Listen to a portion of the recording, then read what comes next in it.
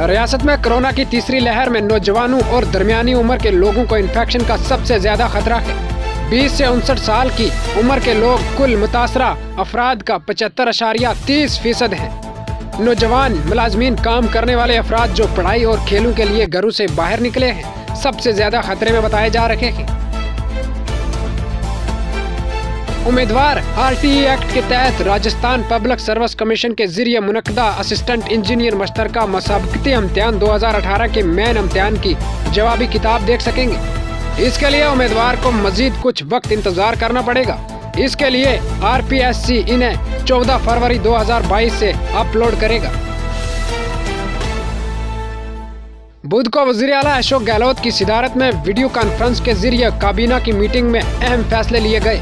इसमें Rajasthan assistant agro industries development board की तश्कील को मंजूरी दी गई, जिसका मकसद रियासत में ज़री मार्केटिंग के निज़ाम को मजबूत बनाकर किसानों की आमदनी में इजाफा करना था। कोरोना से बचने के लिए हामला खवातीन की वैक्सीनेशन नौ मौलूद के लिए फायदा मंद साबित हो रही है। संगानेर गेट पर वाक़या डेडिकेटेड कोविड वुमेन हॉस्पिटल में 19 जनवरी को 13 हमला खवातीन मुतासर पाई गई, लेकिन इनके बच्चे के मुआयने में एक भी मस्बत नहीं पाया गया। और अरुणाचल मशरकी जिला के लोकसभा के रुकन पार्लिमान तापर गांव ने इल्जाम लगाया है कि चैनी पीपल्स लिबरेशन आर्मी ने मुंगल को जैडो गांव के एक 17 साल लड़के को भारतीय इलाके से अगवा कर लिया है। रावलपिंडी की 26 साल खातून ने अपने व्हाट्सएप स्टेटस में तौहीन रिसालत से मुतल्लक मवाद पोस्ट किया था। खातून के एक दोस्त ने इसे तब्दील करने की दरख्वास्त की तो इसने ऐसा नहीं किया और मवाद इससे ही भेज दिया। मुलजमा को मई 2020 में गिरफ्तार किया गया था। रियासत उत्तर प्रदेश में होने वाले असेंबली इंतखाबात के लिए अब तमाम सियासी जमातों ने अपने उम्मीदवारों के नामों का ऐलान कर दिया है।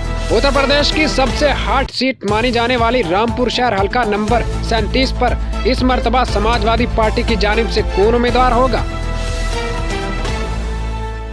उत्तर प्रदेश असेंबली इंतखाबात के लिए तवारीख का ऐलान के बाद हैदराबाद के रुकन पार्लिमान असदुद्दीन ओवैसी की सरबराही वाली ऑल इंडिया मजलिस इत्तेहादुल मुस्लिमीन AIMIM ने आज अपने उम्मीदवारों की तीसरी फहरिस्त जारी कर दी है।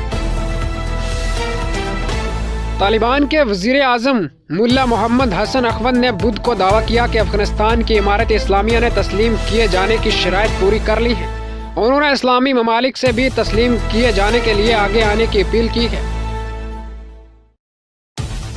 फ्रांस में एक दिन में कोरोना वायरस इन्फेक्शन के 4,64,769 नए केसेस रिपोर्ट किए गए हैं, जिसने एक दिन कबल के 3,68,149 नई कोविड केसेस का रोजाना रिकॉर्ड भी तोड़ दिया। मुल्क की पब्लिक हेल्थ एजेंसी ने ये इतला दी।